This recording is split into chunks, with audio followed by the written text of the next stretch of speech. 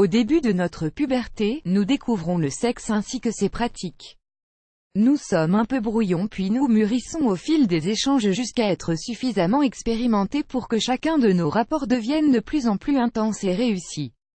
Mais savez-vous à quel âge vous serez au top sexuellement? Advertisement play current time minuit, duration time minuit, remaining time minuit, stream type live loaded, 0% progress, 0% minuit, full screen minuit, mute playback rate, un subtitles off. Prenez vos agendas, calculez bien, car les dernières recherches sur les pratiques sexuelles nous ont donné l'âge où vous savez le mieux faire l'amour. Ad choice ES advertising read invented by TEADS. Pour savoir le mieux l'estimer, il faut l'avoir dépassé. Ce sont donc les quinquagénaires qui ont été sollicités pour répondre à cette grande question de l'âge parfait.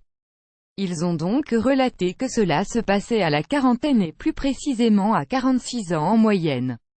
Mais pourquoi cet âge? Ad choice ES advertising read invented by TEADS. Ad choice ES advertising read invented by TEADS. Avant 25 ans, plusieurs paramètres entrent en compte: une faible expérience limitant la maturité sexuelle, un manque de confiance en soi lié à l'acceptation de son corps et une énergie débordante pleine de fougue. Tous ces paramètres invitent à penser qu'à cet âge, nous ne sommes pas encore prêts pour les meilleurs moments sexuels de sa vie. Entre 26 et 40 ans, l'accomplissement de soi et l'acceptation de son corps sont plus forts, tout comme l'expérience sexuelle.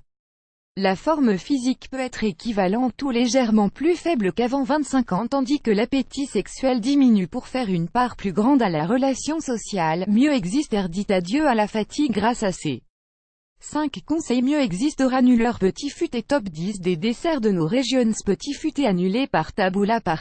Contenu sponsorisé, contenu sélectionné de 41 ans à 55 ans. La maturité sexuelle est atteinte mais l'énergie ou l'engouement est plus faible. On pourrait résumer cette phase par la qualité plutôt que la quantité. Les périodes entre deux actes sexuels sont plus espacées.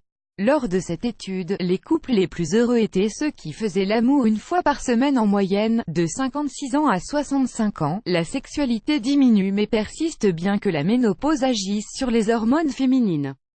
Après ces âges, les rapports deviennent très espacés voire quasi inexistants du fait parfois de problèmes physiologiques n'ayant pas trouvé de solution naturelle. Le rapport gain-démarche n'est plus valable pour les intéressés qui souhaite administrer une piqûre à son partenaire pour voir le concombre durcir.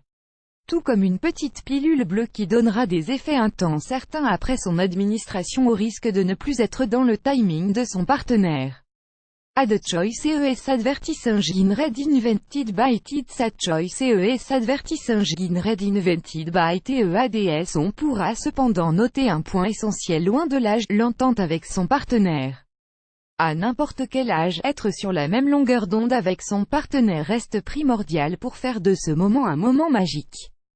C'est ce que confirment 50% des couples interrogés. Plus les rapports sont réguliers, et pas forcément nombreux, plus les couples interrogés se disent heureux ensemble. Sachez donc que cela dépend beaucoup de l'instant et du partenaire avec qui vous le partagez, mais n'oubliez pas qu'à l'approche du 46e anniversaire, vous pourriez bien être au top de votre forme sexuelle, en pleine force de l'âge. Plus grand que